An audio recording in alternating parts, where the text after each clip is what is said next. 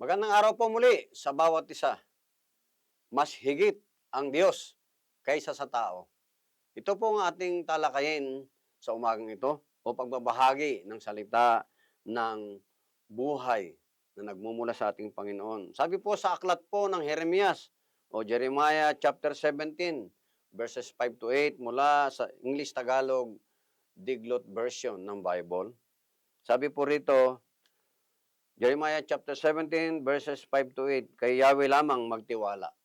Sinasabi ni Yahweh, susumpain ko ang sinumang tumatalikod sa akin at nagtitiwala sa kanyang kapwa-tao, sa lakas ng mga taong may hangganan ang buhay. Ang katulad niya ay halamang tumubo sa disyerto, sa lupang tuyo at maalat na walang ibang tumutubo.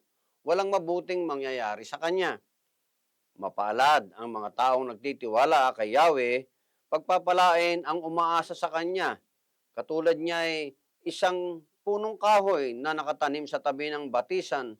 Ang maugat ay patungo sa tubig. Hindi ito manganganib kahit dumating ang tag-init, sapagkat mananatiling luntian ang mga dahon nito.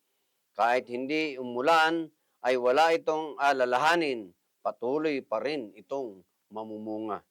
Amen. Glory to God. Totoo naman po, di po ba? Ayaw po kasi ng Diyos na tayo ay magtitiwala sa ating kapwa-tao.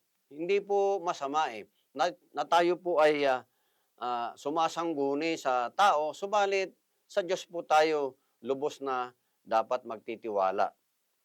Dahil po ang Diyos ay mapanibughuin. Ayaw niya pong meron siyang karibal pagdating sa pagtitiwala po. Totoo naman po kasi sa totoo lamang sa ating buhay, di po ba? Marami na tayong nilapitan, yung iba mga nangako, no? Wala naman po tayong against doon. Mga nangako sa atin, ang mga pangako ay napako. Subalit, ang Panginoon po, kapag siya'y nangako, tinutupad niya po ito. Hindi siya nahuhuli. Siya ay laging nasa panahon ang kanyang katugunan. Ano man ang ating hinihiling, kapag laging sa Diyos tayo sumasangguni, Diyos ang ating inuuna, sa Diyos tayo nagtitiwala, tandaan po natin, makakaasa po tayo mga kapatid, mga minamahal po naming sumusubaybay dito sa araw-araw na pagpapala. Ang Diyos lamang ang ating pagtitiwalaan.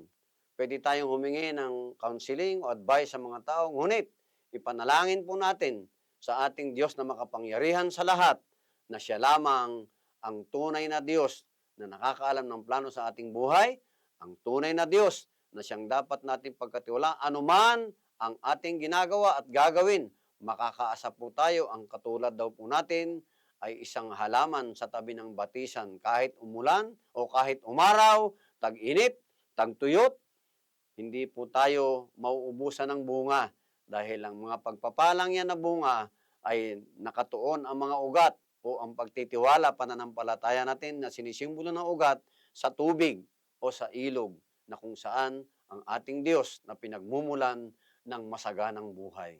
Upang tayo sa ating mga balakin, pag tayo sa Diyos nagtiwala at umasa, tiyak tayo ay mananagumpay. Tayo po'y manalangin. Salamat pong muli, Panginoon Diyos, sa iyong mga salita na siyang tinuran. Salamat po, Banal na Espiritu Santo, sa karunungan na nagmumula sa iyo. Loobin mo po, Banal na Espiritu Santo, ang aming puso, patuloy sa iyo lamang nagtitiwala. Ano man ang aming ginagawa, ikaw ang pinaka-Diyos na siyang aming dapat sangguniin, aming pagtiwalaan upang sa aming mga balakin, sa aming buhay, patuloy kaming mananagumpay, patuloy kaming aasa. Ano man mga problema ang aming pagdadaanan, kami po ay siguradong magtatagumpay dahil ikaw, O Diyos, maging sa gitna ng matinding suliranin at pagsubok, ikaw lamang ang siyang aming pag-asa at kami magtatagumpay dahil ang aming mga pananampalataya sa iyo lamang nakaugpong. Maraming salamat po. Muli itong aming dalangin, puno ng pasasalamat sa makapangyarihang pangalan mo, Diyos, Ama, Anak, at Espiritu Santo. Amen. Amen. Maraming salamat po. Hanggang sa muli. Bye-bye.